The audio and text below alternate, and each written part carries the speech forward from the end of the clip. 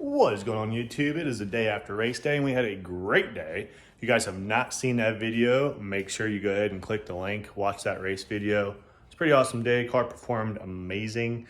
But today we are going to talk about alternators.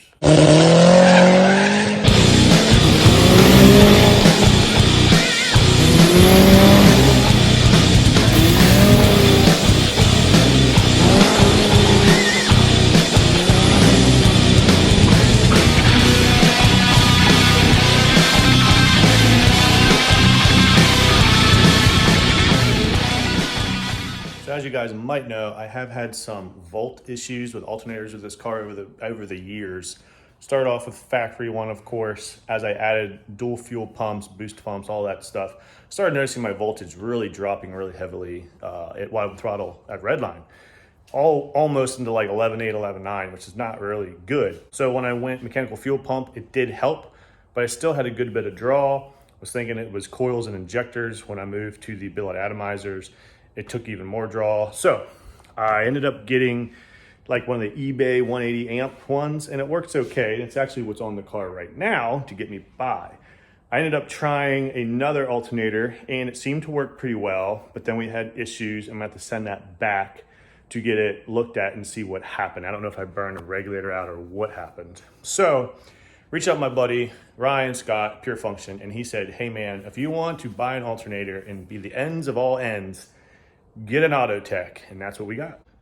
So Autotech Gold Series, this is essentially a GM Chevy alternator that they modify and they send me some spacers and brackets to fit this on the S2000. So as you can see, the angles are the same, but the brackets are a little different. So they give you spacers to space them out. Now we haven't tried to put it on yet, so we're not sure how it fits. They also sent me this guy. I'm not really sure what that's for because it doesn't really fit anything. But anyways, also another cool thing is, as you can see, this is blocked off. So normally you have a plug and a reference voltage or a duty cycle voltage. Well, this guy does not need a plug. It is self-excited, which means it takes the power and it automatically starts charging immediately, where these typical sensing alternators, they need like a reference to see it to excite the alternator to get it start charging. So this is a self-exciting. All we do is bolt our 12-volt wire there, bolt it up, start the car. So excited to try this. Also, you can tell the pulley slightly larger than this guy, a little bit smaller, so it will slow it down a little bit. Also just feeling the difference, like this feels kind of light and this feels very heavy. You can feel the difference. This is very, very smooth as well. I mean, this one's, you can hear a little bit of noise on that one. This one is completely quiet. So these guys make insanely nice alternators, and I've been wanting to go to like a GM style for quite a while because the GM guys don't really seem to have problems. So we're going to try to fit this on today. I already noticed one of the bolt holes I'm going to have to maybe drill out. It's not quite fitting, but hey, with anything, with hot riding, you always have to modify stuff. So we're going to try to slap this girl on today and see what type of voltages we get.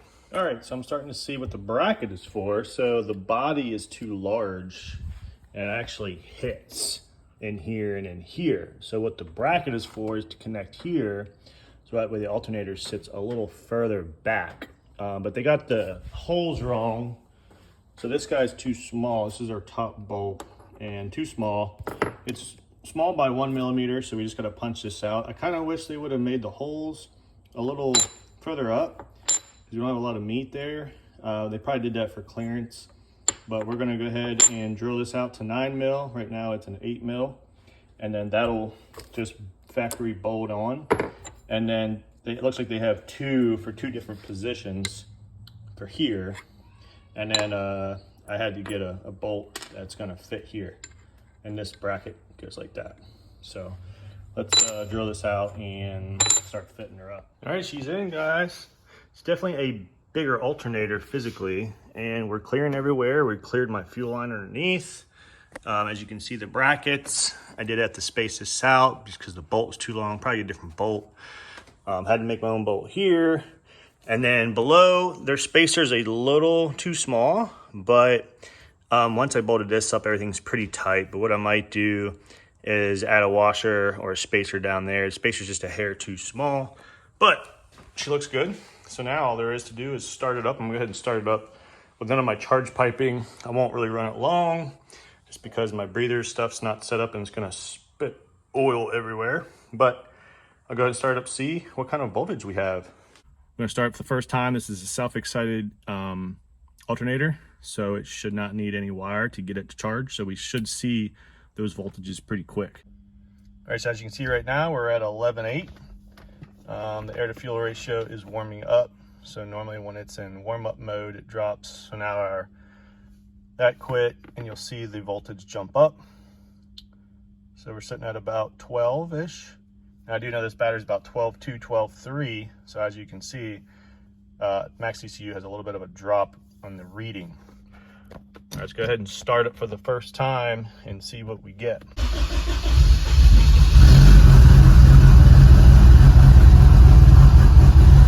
Look at that. About 14.4. Very nice. All right, she is on. She's all back together. There she is, fitting nice in there. So we're about to go out and see what wide open throttle voltages look like. The only thing I had to do was get a longer belt because of the pulley and because the alternator is slightly off to the one side.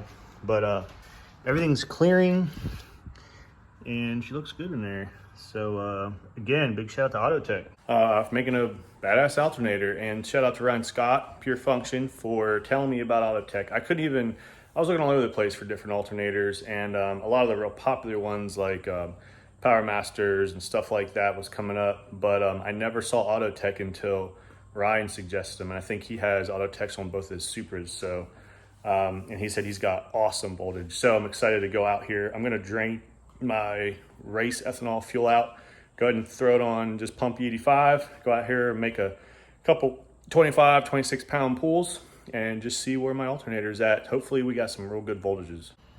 All right, so it went pretty good. It dipped down to about 12.87, almost 12.9.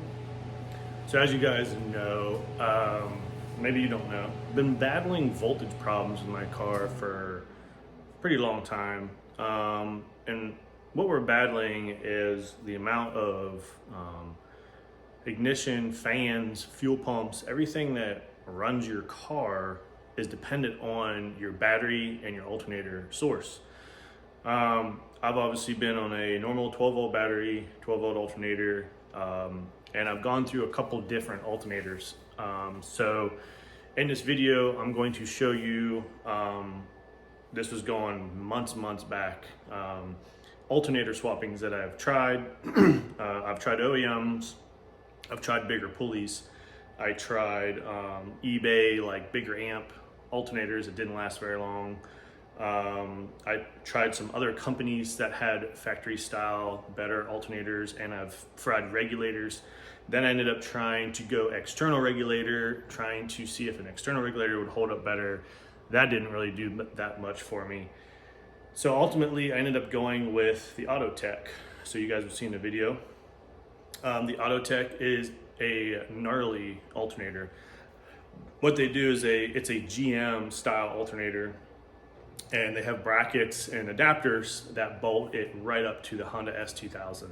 And this is by far the best alternator I've had the entire time. You guys have seen the video that it has great voltage. It runs at 14.8 at idle. It only drops about 0.8 to 0.9 volts in wide open throttle. So before, when I had electric pumps and stuff, I really struggled with trying to keep the voltages up. I saw as low as like 11.8, 11.9, and then low 12s was pretty normal for me. And it just sucks having such low power when you want all the power when you're at wide open throttle. Big important thing is obviously getting power to the ignition coils and the ignition system, and then also your fuel injectors.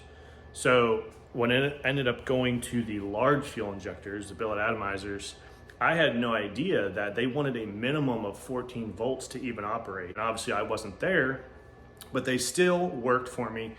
And I ran the 12-volt system. The Autotech helped a lot. It only dropped, like I said, 0.8, 0.9 volts and the throttle, and everything was running great. But my battery's getting old. I got a 12-volt, like die-hard Duralast deal, and it's getting old. And I said, well, I'm gonna need a new battery soon. It's 3 or 4 years old battery, and I might as well go 14 volts. So you're probably saying, well, why go to 14 volts? Well, and why not go 16 volts? As you guys know, a lot of big race car guys, they'll go to a 16 volt system, which charges at about 19 volts if you run an alternator. But a lot of the race car guys don't even run an alternator. It saves weight, it saves belts, it saves all the wiring mess. They just run a 16 volt battery, they charge it between rounds, and they're good to go. My car, since it's more of a drag and drive style car now, where I can easily drive it wherever I want, but I want the drag race power of a larger battery system, because I have big ignition coils, big injectors, I got big fans, big transmission fans and coolers. So I want more power. So they make a 14 volt battery. So here is excess power. It's an AGM. It's a D14. It's a 14 volt battery. These things are beasts of a battery. I've read a lot of reviews. A lot of the drag and drive guys are going to 14 volt systems, which means you're also going to need a different alternator. You're going to need a 14 volt alternator. This pulley is actually going to be going on my new alternator as well. This is a little bit larger pulley just to keep the RPMs in a happy place. But this is what we're putting in today. I do not have the alternator yet. I ended up going with a XS Volt from Powermaster, which is an alternator brand. They're normally domestic style cars. There are a lot of GMs. But obviously now that I have a bracket assembly that'll work with pretty much any style alternator, I wasn't afraid to go ahead and get it and make it work. So we're waiting on the XS Volt Powermaster alternator, which should be here next week. And thanks to Josh Ross from Ross Performance in Washington State. He's one that hooked me up with a really good deal on that. So thank you again, bud. So we're just waiting on the alternator to show up. We got our battery. And I went ahead and got the XS 12, 14, or 16 volt charger. That thing is a beast. Here's our XS Intelli charger. That thing runs at 12, 14, or 16s, and you can run it at 5, 15, or 25 amps. Right now we got it going on our 12 volter still. And let me tell you the thing, this thing is a beast of a charger. I love it already. So what we're gonna do is I'm going to do a little test of I'm gonna turn the injectors and the pump off, well, injectors and ignition off. I'm gonna crank over the motor with the spark plugs in, just to show you guys RPM, how it's cranking with the 12 volt system in. And then we're gonna go ahead, I'm gonna install the 14 volt. I could still start it and everything, but it won't really charge with this alternator. This alternator is a 14.8. These need to charge 16.8. So it won't charge with this alternator, so I can't like drive it around, but I can start it, idle the car, make sure everything's good. And all we gotta do is wait on our alternator. So let's go ahead and pop in this 14 volter and see what kind of cranking difference we have. It should start way easier on the 14 volt. It gives you a lot more power. Since I'm mechanical fuel pump now, it'll crank over the car more, have more RPM, it'll prime the pump faster, and should start quicker. All right, pretty easy install. We got her in here, 14 volts, all bolted up. XS power. All right, let's see what our crank differences. There guys, here we go. So here you can see we are at 12.1 volt on the 12 volt battery. Remember, this is like a 4-year-old battery, die hard. So we go into cranking mode. As you can see, it drops 9.7, 9.8, 10s, pretty. And then fuel pressure, looks like 12, 15, 18, and 180 seems to be the RPM. Here's our oil pressure starting to dip up a little bit. And then as you can see, resting, we're at 12. We went ahead and put in the 14 volt, which actually reads almost 15, well, yeah, 15 volts. Pretty strong battery. And we go into crank mode. As you can see, 12 volts seems to be cranking. Fuel pressure, 20s, 19. And we got a 210, 215, 214 RPM. So we got a pretty good bump on RPM. We got more fuel pressure. We got more power here. And as you can see here, here's my oil pressure just skyrocketing. 80 pounds of oil pressure, and then resting back to 14.8. Yep. So you can see here, this is our 12 volt, less fuel pressure, a little bit less RPM. Went from 180 to 210 on the RPM, which is a nice little bump. I honestly, I thought it would be a little bit more. I thought it'd be like 240, 250, but that's still a nice bump. And you can see the fuel pressure is a lot more, which is nice. And obviously the battery, we went from 9, 9, 10 to 12 on cranking. So clearly the car is cranking a lot easier with our 14 volt battery. So pretty happy with that. Now we just gotta wait for our alternator. Once our alternator comes in, we will see a total of 16.5 to 16.8 volts while we are running. So pretty nice.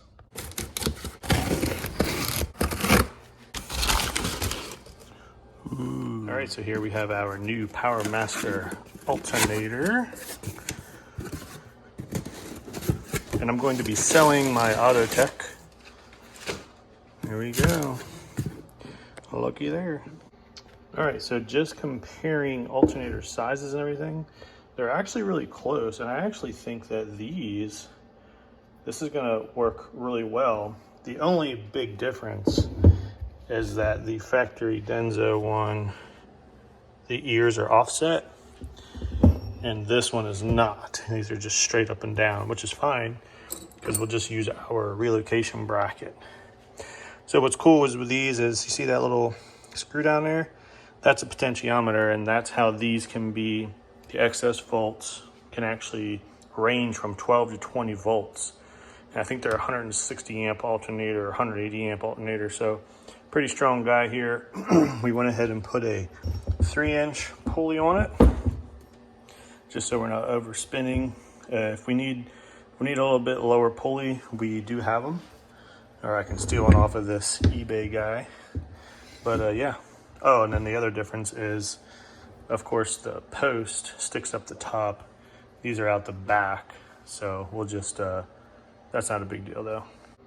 Well, first modification is our lower bolt that goes in the lower area is too big. So we gotta drill this out.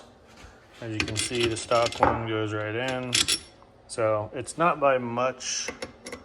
As you can see, it's pretty close. So I'm just gonna have to drill this out. All right, so it actually just had this little sleeve in it, and the sleeve comes out, and then the bolt fits fine. So let's throw her in. All right, we are in. We did have to make another hole for our makeshift bracket, but we're in, we're tight, fits good, doesn't hit nothing.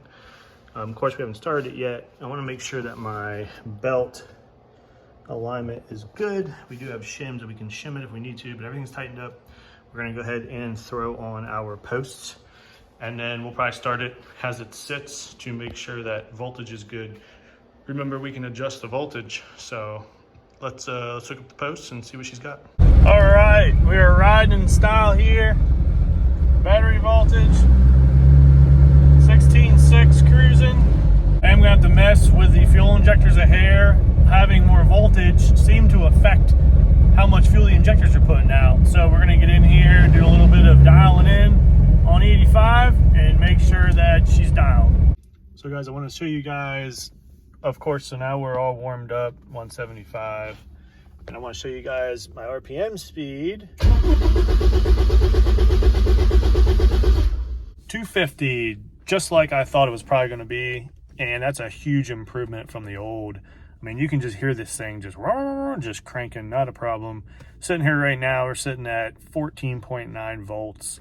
I got it dialed in to about 16.2 now, 16.3. Anything over like 16.6 to 16.7, my electric power steering freaks out and does not like it and shuts it off, and I get super stiff steering. So street car, got to keep the electric power steering. Electric power steering is amazing, makes it so easy to move the wheel. Good thing I didn't go 16 volts, because that would have taken the EPS right out of the system. As long as we keep it below that 16.6 to 16.7 mark, we shouldn't have any problems with the electric power steering. So I'm going to target 16.2, 16.3, which is more than enough to keep the battery in a good, healthy charge. Probably still bring the charger when we race, just to top off the battery in between rounds, because when you're making pulls, you don't cruise around enough to really charge the battery with an alternator, and that's why a lot of the race car guys don't bother. But of course, you can't drive on the street without an alternator. But still like to top the battery off at the racetrack between rounds, just keep the battery nice and full and healthy. If you're making 5, 6, 7 passes that day,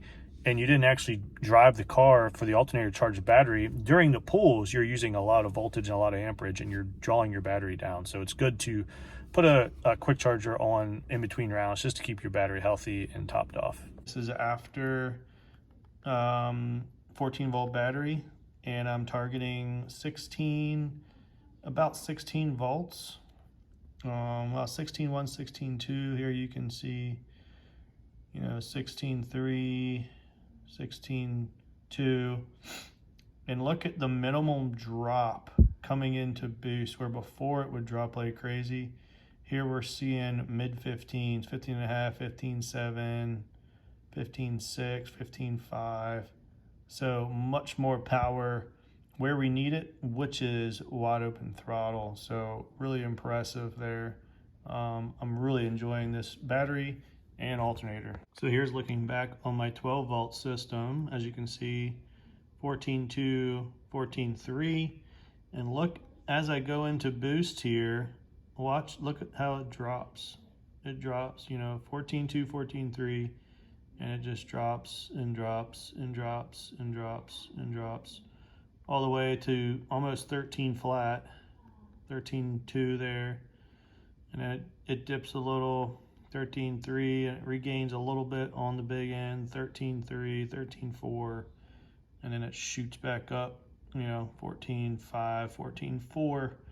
So you can see that the battery plus the alternator combination here was really straining under high loads.